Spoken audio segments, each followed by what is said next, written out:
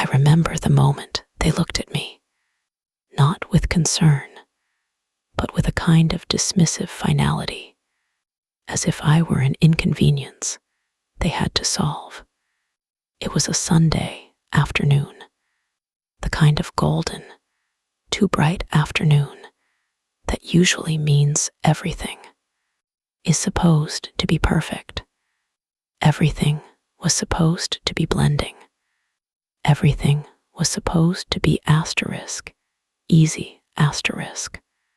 I was standing in the hallway, listening to the muffled, cheerful sound of laughter coming from the living room, and the weight of the house settled on me, a weight of expectation, of new beginnings, and of unspoken boundaries being demolished. My father had just announced the engagement. He had announced the merging of our lives, the blending of two families into one neat, predictable package. And with this new chapter came Chloe, his fiancée, and her 3 little children, a boy, a girl, and a set of triplets. It was a whirlwind of new names, new routines, and new, cramped physical spaces. I was 16. I was supposed to be a fixture, a permanent, beloved addition. But the reality felt less like belonging and more like being carefully catalogued. Our house had always been big enough for my childhood, big enough for my life. But now, with Chloe and her children arriving, the geometry of our home suddenly seemed wrong, suddenly inadequate. I watched them talk, my dad and Chloe, their voices, low, conspiratorial, discussing floor plans and room assignments like they were planning a corporate merger, not a family life. They had an idea, and the moment that idea was laid out, the air seemed to drain out of the hallway. They wanted the 2 older children, the 8-year-old and the 10. The house had always been ours. It was big enough for the messy chaos of my childhood, big enough for the scraped knees and the whispered secrets that felt like they would never leave these walls. But then the shift happened, the sudden, overwhelming weight of new people, new names, and new, impossibly small routines. When Chloe arrived, she brought with her a beautiful, fragile energy, a life already packed full of history and tiny, demanding souls. It was a whirlwind, a constant, beautiful, exhausting flurry of new schedules and unfamiliar faces. I was 16. I was supposed to be the inevitable fixture, the beloved piece of the puzzle that was already here, already rooted in the foundation. But the reality felt less like belonging and more like being carefully, clinically catalogued. I watched them together, my father and Chloe. Their voices were low, almost conspiratorial, hushed in the grand, echoing space of the living room. They weren't talking about a family dinner or a weekend outing. They were discussing floor plans and room assignments like they were planning the logistics for a massive corporate merger, not the arrangement of a home meant for life. They had an idea, and the moment that idea was laid out, the air seemed to drain out of the hallway, leaving behind a strange, heavy vacuum. They wanted the 2 older children, the boy who was 8 and the girl who was 10, to each have their own dedicated sanctuary. It sounded reasonable. Right, a little breathing room for the children, a sense of stability. But then they looked at me, and they looked at the triplets. The geometry of our home, which I had always assumed was generous, suddenly seemed wrong, suddenly inadequate, incapable of containing the sprawling, messy life they were building. The proposal they laid out was so smooth, so effortless. It felt like a betrayal delivered with a smile.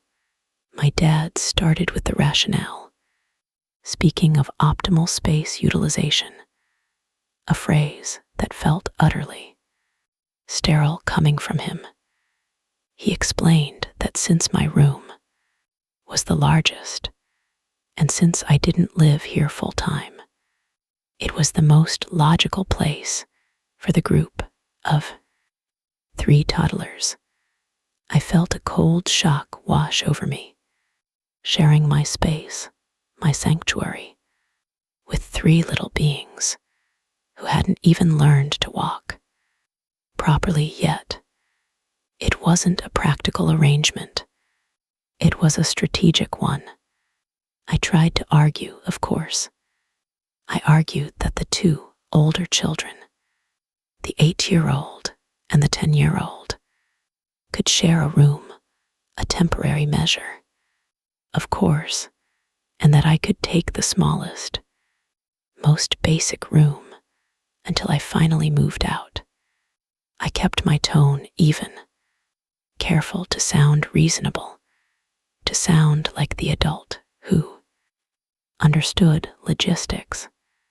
The argument about the room arrangement was brutal, a messy explosion of perceived logic and emotional manipulation. I left that conversation feeling cornered, my voice sounding shrill and unreasonable even to my own ears. I walked away, convinced that they saw me as a problem to be managed, a logistical hurdle to be cleared. But the following weeks, the immediate fight faded into a strained, brittle normalcy. We were a house full of people, trying desperately to perform the illusion of a functional family unit. My father and Hannah made a concerted effort to keep the peace, to maintain the facade for the sake of appearances. They treated me with a forced cordiality that was almost worse than outright hostility. It was the kind of strained politeness that screams of hidden resentment. I started to believe it. I genuinely started to believe that we were all working through this, that we were just navigating a complicated transition. My dad would find me in the kitchen, offering a quick, distracted pat on the shoulder, mentioning how much he appreciated my understanding, how mature I was being. Hannah would smile across the dinner table, a practiced, gentle curve of her lips, and talk to me about school, about books, about things that felt utterly normal. I began to relax into that routine. I saw the cracks, of course, the way my dad would subtly redirect conversations when I brought up something personal, the way Hannah seemed to watch my interactions with them more than she talked to me. But I convinced myself that I was being overly sensitive, that I was imagining the subtle currents of betrayal beneath the surface. I started to trust the structure. I trusted the routine of the mornings, the sound of the little ones laughing down the hall, the predictable rhythm of the dinner table, however tense it might be. I started to believe that love, even a deeply flawed, complicated version of it, was enough to glue this whole house together. One afternoon, I was in the library, the room I was supposed to share, and I found a small, worn wooden box tucked behind a stack of old magazines. It was engraved with the initials of two people who weren't my father and who certainly weren't Hannah. It was a keepsake, something deeply personal, and I simply put it back exactly where I found it. It seemed like a harmless detail, a little fragment of the past in a house full of fragile beginnings. Another thing that felt normal was the care given to the pets. My dad always remembered to feed the old dog, Barnaby, even when the little ones were running wild. And Hannah always had a little handwritten note for me, praising something I had done, a good grade, helping clean up. These small gestures felt like anchors, reminding me that despite the immense upheaval, there was still kindness here. It was in the quiet aftermath of one of those normal evenings that the first uncomfortable contradiction hit me. I had been helping Hannah fold laundry in the laundry room, a chore I had accepted as part of the blending process. She had left a pile of delicate white linens on the folding table. I remember seeing a small, intricate silver hairpin catch the light as I bent over the pile. It wasn't one of the generic items belonging to the step family. It was too ornate, too antique, and it looked strangely out of place among the bright, modern clothes. I picked it up. It was cool against my skin, and as I turned it over, I realized it had a small, almost invisible scratch, like something had been forcibly removed. It felt heavier than it looked, and then I saw it, tucked underneath the fold of a white towel. Something small and dark caught my eye. It was a photograph, slightly faded, showing 4 people, 2 adults, and 2 children, but the faces of the adults were unfamiliar, and the children looked strikingly like the older boy, the 10-year-old. I froze. I looked up at Hannah, who was humming quietly while folding towels, and she didn't seem to notice me staring at the photo. The perfect, fragile bubble of normalcy suddenly felt brittle, ready to pop, and the entire arrangement of the house, the space, the smiles, the fake peace, felt utterly wrong. I froze. I looked up at Hannah, who was humming quietly while folding towels, and she didn't seem to notice me staring at the photo. The perfect, fragile bubble of normalcy suddenly felt brittle, ready to pop, and the entire arrangement of the house, the space, the smiles, the fake peace, felt utterly wrong. I slid the photo into the pocket of my jeans, my heart hammering a frantic rhythm against my ribs. I needed to pretend I hadn't seen it, to reset the scene, but the cold weight of the paper felt like a damning piece of evidence in my hand. Hannah finally walked over, her smile bright and effortless, the kind of smile that belongs on a magazine cover. "Did you find the linen spray?" Sweetie, I swear it must have fallen somewhere. Her tone was light, dismissive even, as if our brief, silent confrontation over the photo had never happened. She reached out and brushed a piece of lint off my shoulder. The gesture was intimate, too close, and it felt like a physical reminder of the performance we were all living. It was in the cedar chest, I managed, my voice sounding oddly hollow to my own ears. I avoided looking directly into her eyes, focusing instead on the flawless tile of the bathroom floor. Oh, good, she murmured, her eyes sparkling with manufactured concern. We should make sure the kids are settled for dinner. Right, Aiden, can you help your little sister with those bags? The boy, Aiden, who was the oldest, finally looked up from his toys. His expression guarded. He was observant, and for the first time since I had moved back into this house, I felt that uncomfortable prickle of being watched.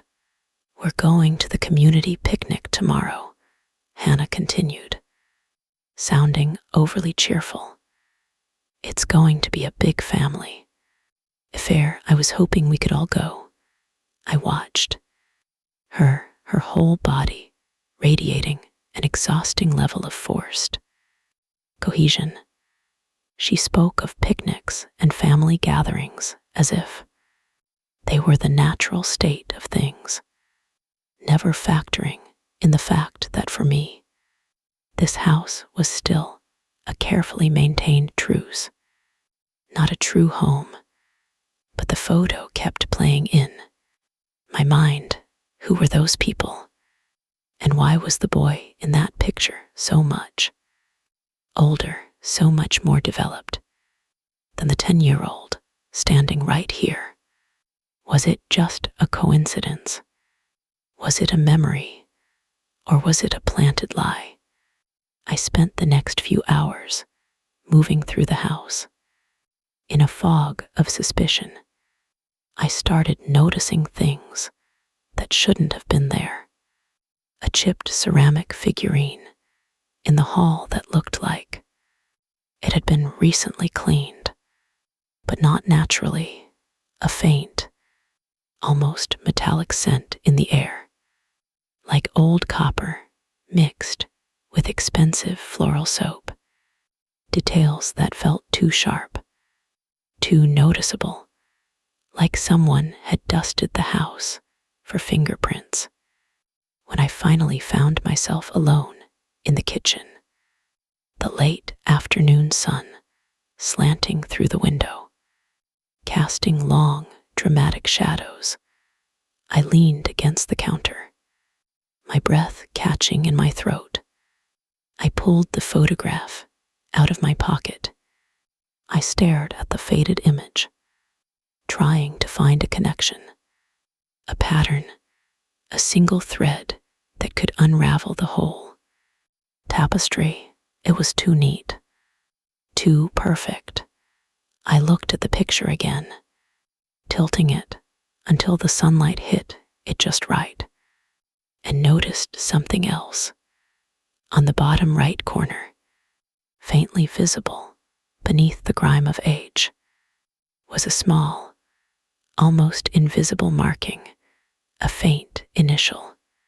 It was a letter, and I was trying to forget the suffocating weight of that house, the polite, brittle facade of a family that had decided that my discomfort was simply a logistical problem to be solved.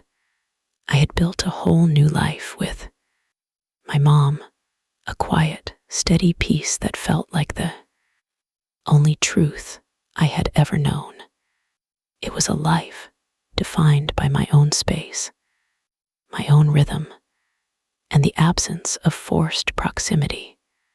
So when I found myself back at the old neighborhood. It was only by chance. My mom had an appointment across town, and I had a gap in my afternoon.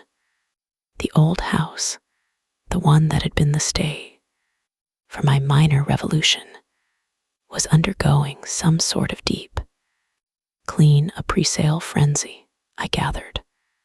I wandered down the street, almost ignoring the grand, imposing structure, until I rounded the corner and saw the back patio. Door slightly ajar, I paused. It was a strange, almost theatrical moment, like walking onto a set that had been abandoned mid-scene. I slipped inside, intending only to walk through and out, but the air itself felt different.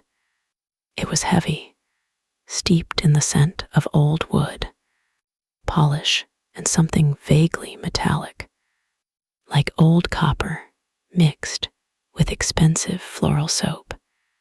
Details that felt too sharp, too noticeable, like someone had dusted the house for fingerprints, even though I knew nothing had been touched that day. I moved through the main rooms, noting the careful placement of furniture, the way things were staged to look lived in, but sterile.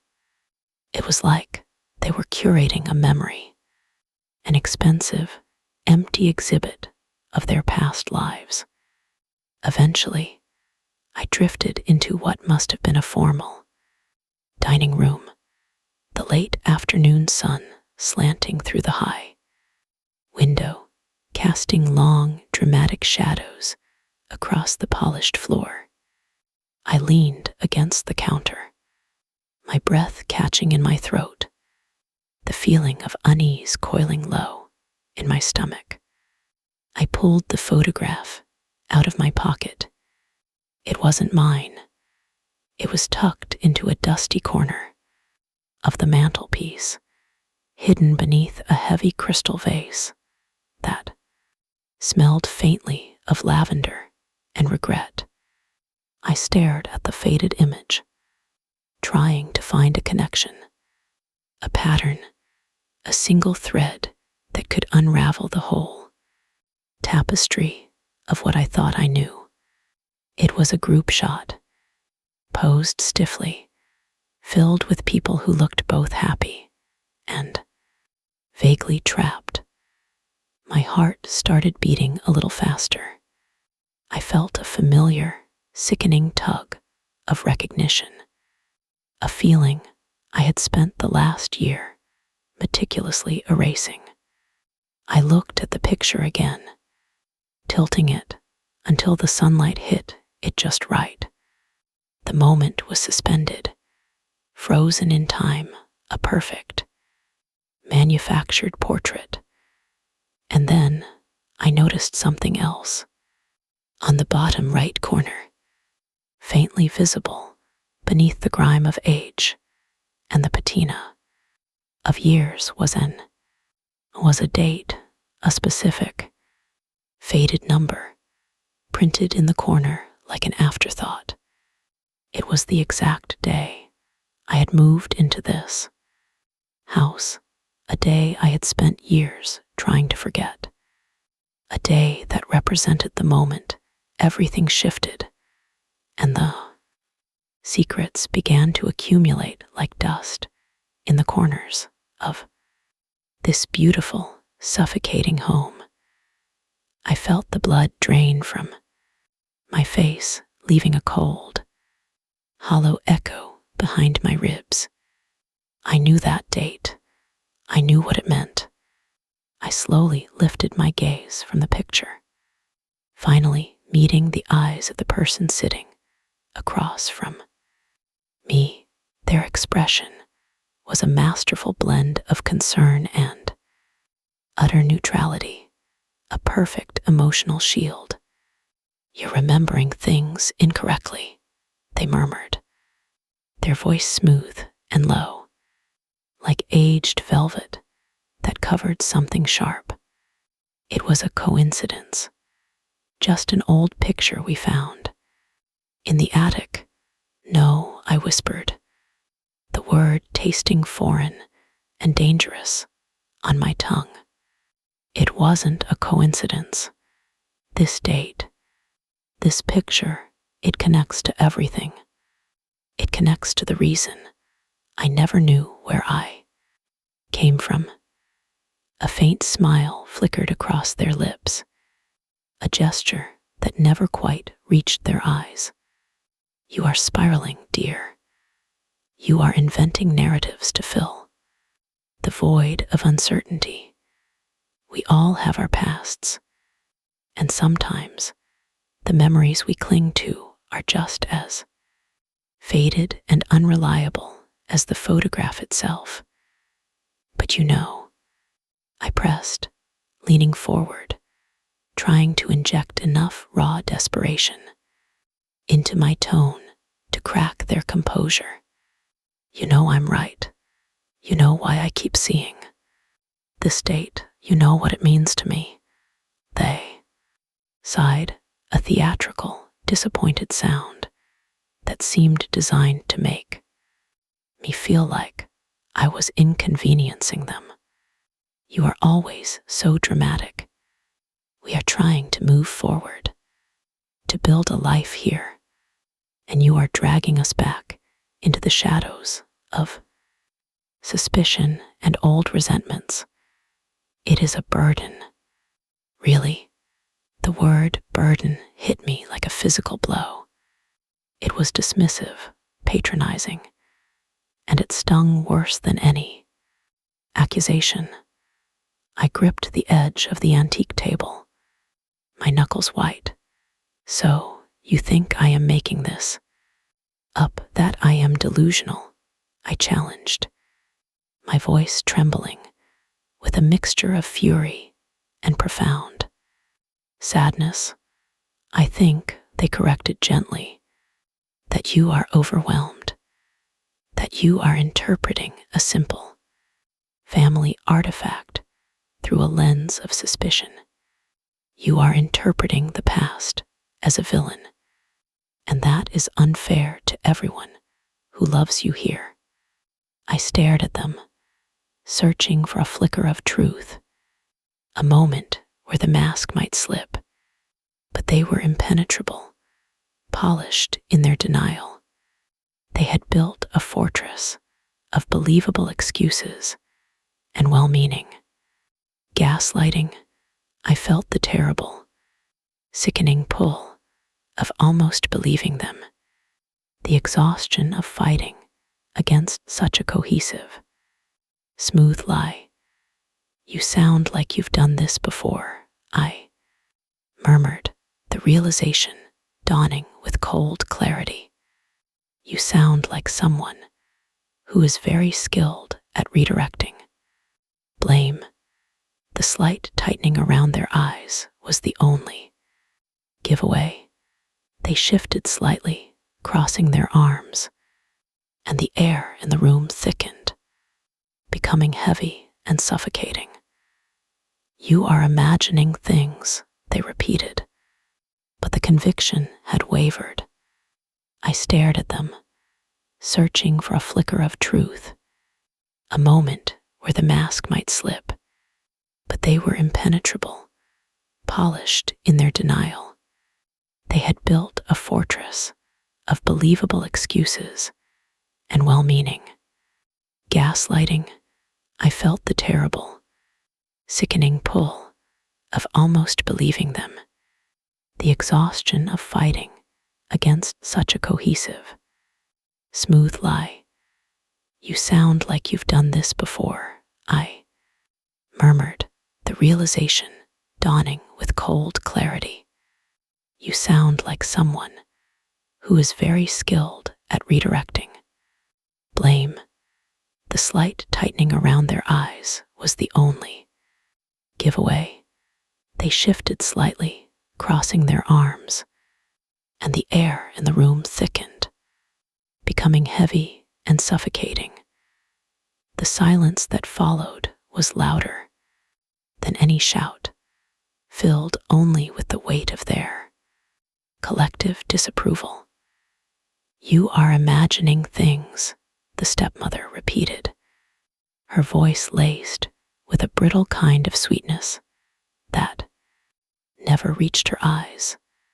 "We are only trying to make things work. We are trying to build a family." "Or trying to build a cage," I countered, the words tasting metallic on my tongue. Because nothing they say, nothing they do, ever feels like genuine kindness. It always feels like a transaction, like I am something they are trying to manage. My father cleared his throat, a dry, dismissive sound. "You are being dramatic. We just want stability for everyone. You need to understand that the needs of the group come first. You need to compromise." I looked past my father, past the stepmother, until my gaze rested on the little boy, the one who usually stayed silent, the one who rarely made eye contact. He just stared at me, his small face a mask of conflicted fear.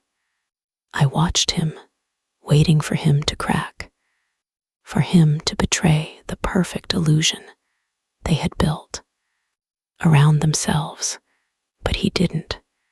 He just kept watching. "No," I said, shaking my head slowly, "because when you are constantly demanding that one person sacrifice their basic right to privacy, their basic right to peace, it ceases to be about group stability. It becomes about control. And the moment control is established, the truth always becomes the most inconvenient thing in the world." The stepmother scoffed, a sharp, theatrical sound. "Don't be dramatic. You were spoiled always. We are just trying to give you structure." "Structure," I repeated, the word dripping with irony. "Or a way to keep me contained. A way to make sure I never challenge the narrative. Because if I challenge the narrative, you lose the power you've spent so long accumulating." My father finally looked genuinely angry. My father stared at me, his face frozen in a mask of controlled fury. The anger was visible, raw and exposed, but he quickly smoothed it over, replacing it with a paternal disappointment that was far worse than any shout. "You are always making a scene," he finally murmured, his voice dangerously low. "We are trying to build a family here, a proper unit. You have to understand that sometimes, for the sake of stability, you have to make sacrifices." "Sacrifices," I repeated, the word feeling foreign and cold in my mouth. "Or compromises made only when the person with the least power is the one being cornered. You don't call it a sacrifice.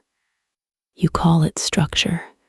And structure, Dad, is just a word people use when they want to cage something they can't control."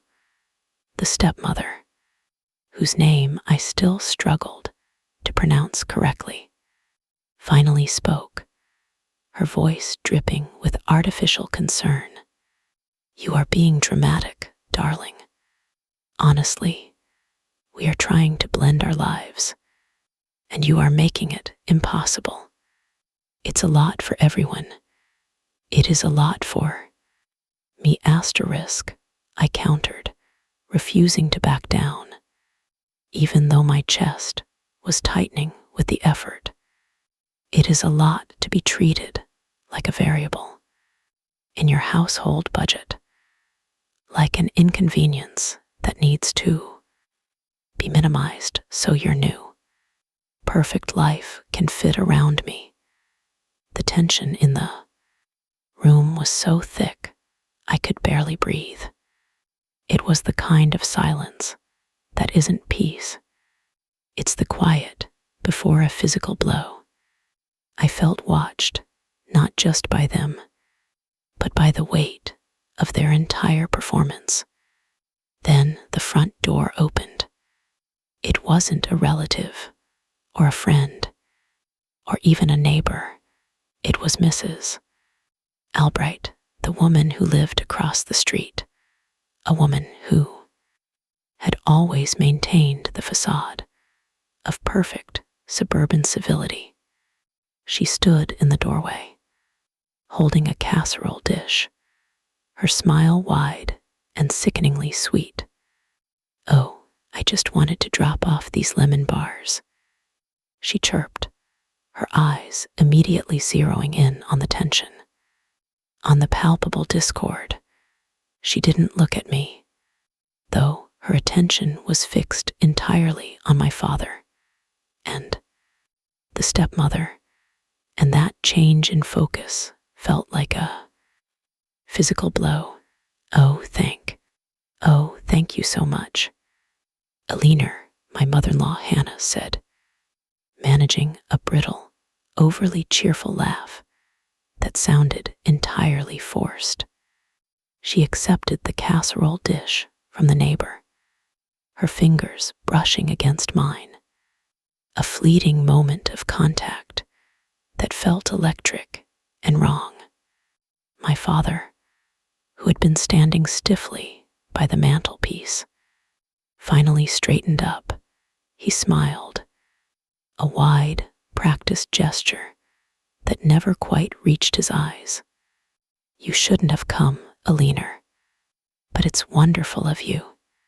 Are the lemon bars extra sweet?" The neighbor chuckled, a light, breezy sound that seemed to mock the heavy silence that had settled over us. "Of course, darling. Nothing better than a little sugar to brighten up a house." She glanced pointedly at the array of toys scattered across the entryway, at the 3 little girls who suddenly looked less like happy children and more like elaborate pieces in a tense drama. I watched the exchange, feeling the familiar, cold ache of being an outsider, a piece of furniture that didn't belong in the perfect, staged tableau they had constructed. I kept my gaze fixed on my father's wrist, where the diamond ring glinted, a shiny monument to a future that had always felt manufactured. "It's a lovely home, Mrs. Albright continued, her tone shifting slightly, becoming more investigative, more knowing. She wasn't just dropping off treats. She was performing an audit of our happiness. My father clapped his hands together, a little too loudly. "Yes, we're all working so hard to make it perfect for the kids. It's going to be a wonderful, blended family."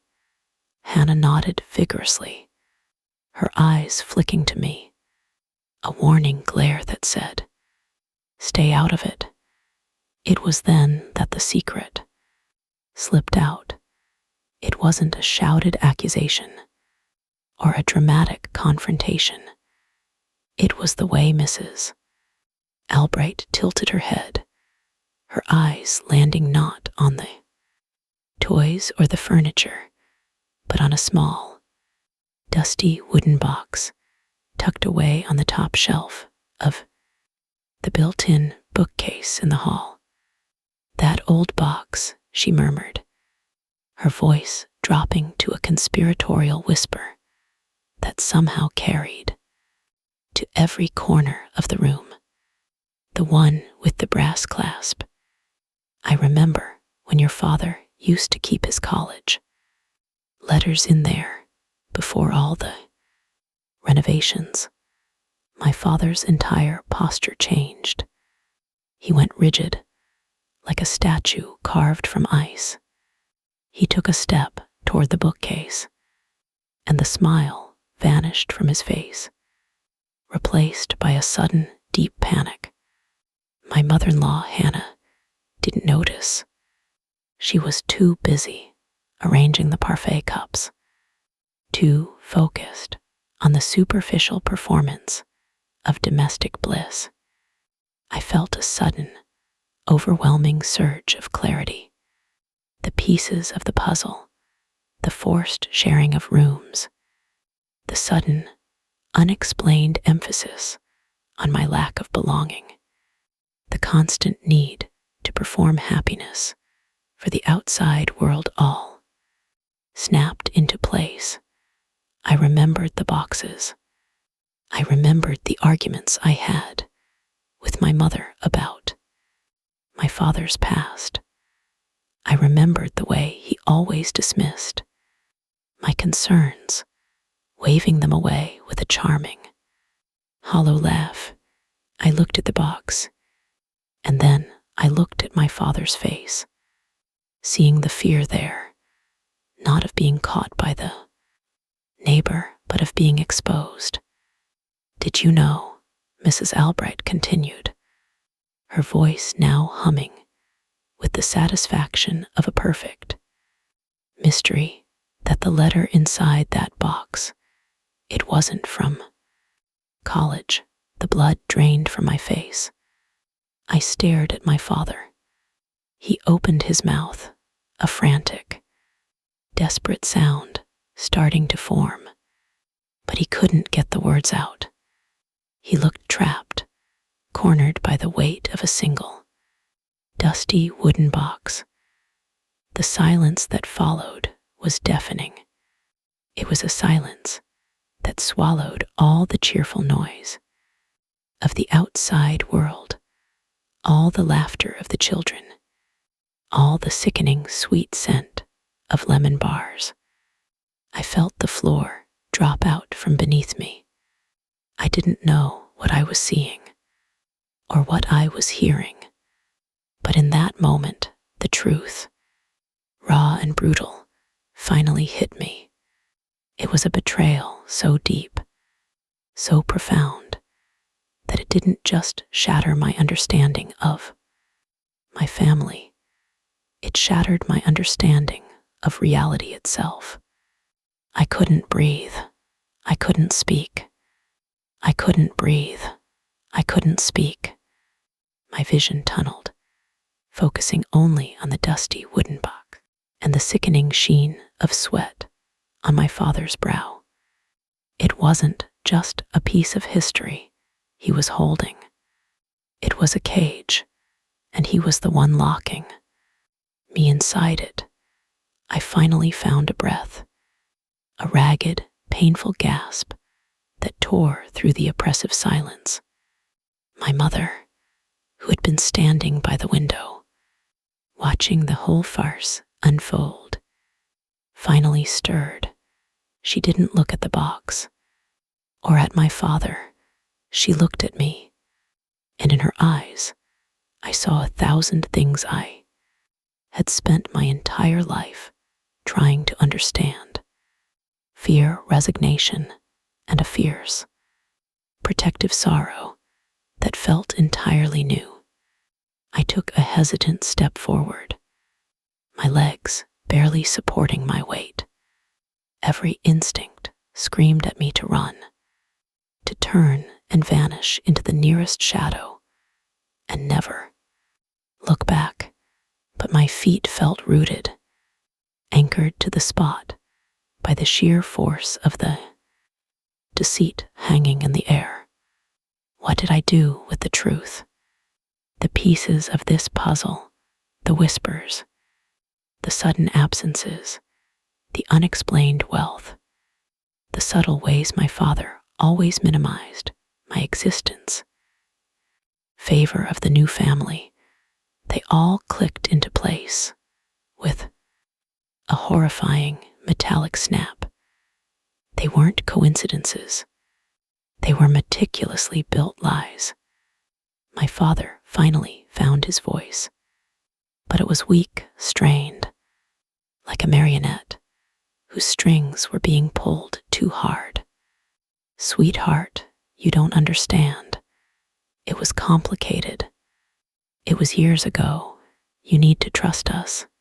Trust. The word tasted like ash. I looked past him, past the suffocating sweetness of the lemon bars, and saw the children playing in the background. They were laughing, oblivious to the crumbling reality around them. The contrast was brutal. How could this house, this supposed haven, be built on such a fragile lie? Who are you? I finally whispered, the question feeling, the pieces of this puzzle, the whispers, the sudden absences, the unexplained wealth, the subtle ways my father always minimized my existence. Favor of the new family, they all clicked into place with a horrifying metallic snap. They weren't coincidences. They were meticulously built lies. My father finally found his voice, but it was weak, strained, like a marionette whose strings were being pulled too hard. Sweetheart, you don't understand. It was complicated. It was years ago. You need to trust us. Trust. The word tasted like ash. I looked past him, past the suffocating sweetness of the lemon bars, and saw the children playing in the background. They were laughing, oblivious to the crumbling reality around them. The contrast was brutal. How could this house, this supposed haven, be built on such a fragile lie? Who are you? I finally whispered, the question feeling impossibly heavy, like a stone dropping into a deep well. The silence that followed was absolute. It swallowed the sound of the children's laughter, the clink of silverware, everything. My mother started to cry, a wet, ragged sound that felt less like grief and more like a defense mechanism. My father stood up, his posture suddenly rigid, and he looked at me, not with paternal love, but with cold, calculating fear. We did it for your own good, he murmured, his voice dropping to a conspiratorial, low register. We were protecting the family, protected. The word hung there, meaningless. Protected from what? The truth, the reality that I was not the centerpiece of their perfect little picture. My father continued, weaving a narrative I found impossible to unravel. He spoke of obligations, of mistakes made decades ago, of circumstances that required absolute discretion. Every sentence was a silk thread designed to trap me, to make me complicit in their silence. They painted a picture of a life so beautiful, so perfect, that the mere suggestion of questioning it was sacrilege. I felt dizzy. The air in the room suddenly grew thick, heavy with the scent of stale secrets and expensive perfume. I watched my mother wipe away her tears, her eyes pleading, begging me to just forgive them, to just let the curtain fall back into place. It wasn't fair, I finally managed, my voice trembling violently. You let me believe one version of reality while you were living another. You built a life on a lie. My father scoffed, a sound of genuine disbelief. It was necessary.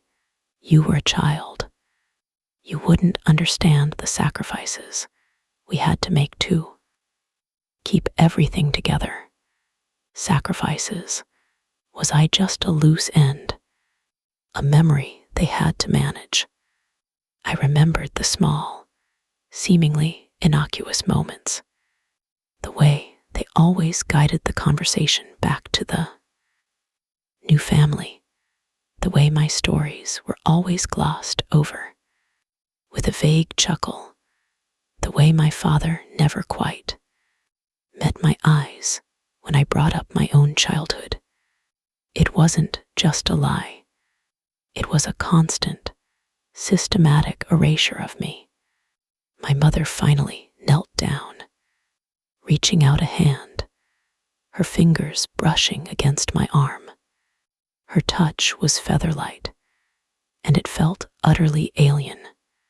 We love you, we were afraid of losing you.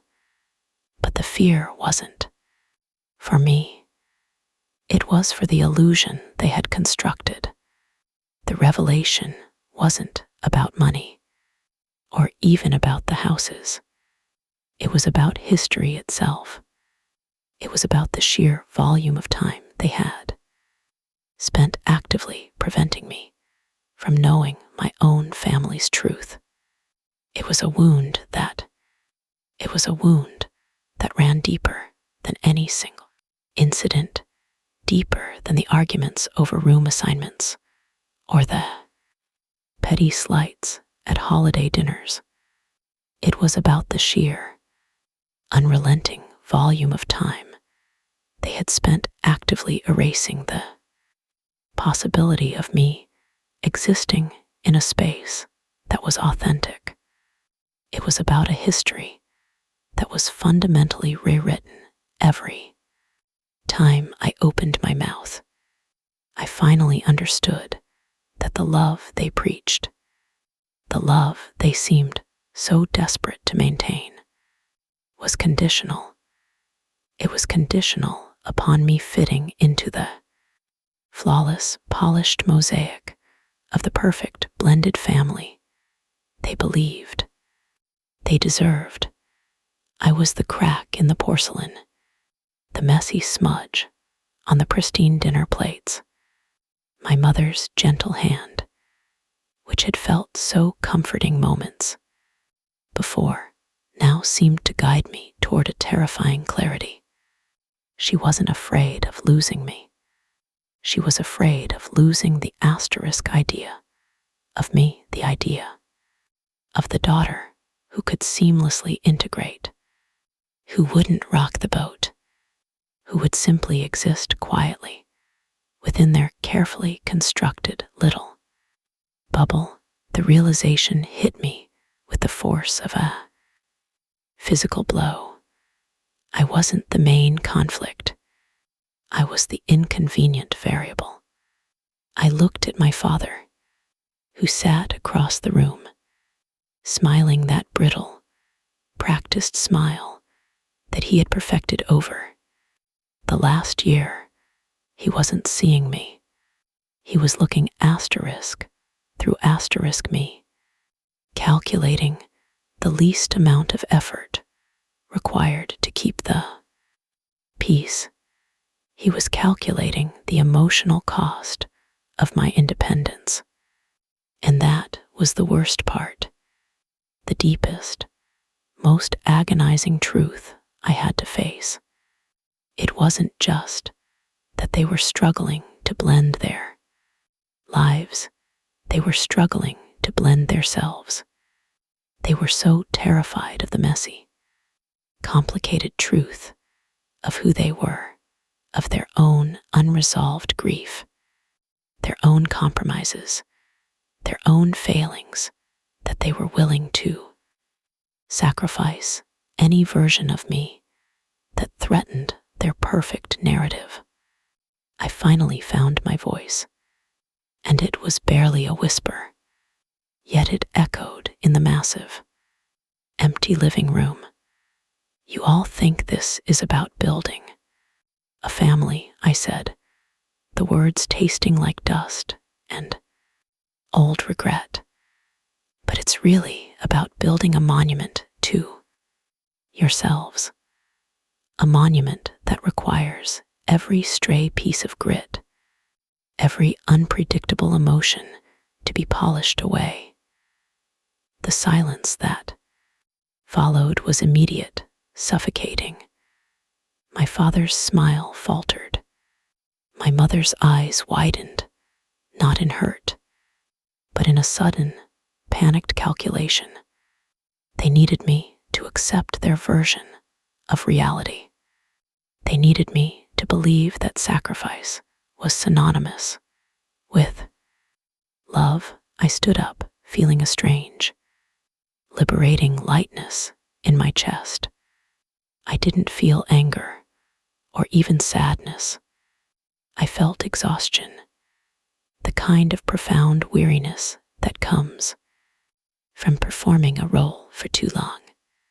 I don't want to be the thing that breaks your perfect picture, I finally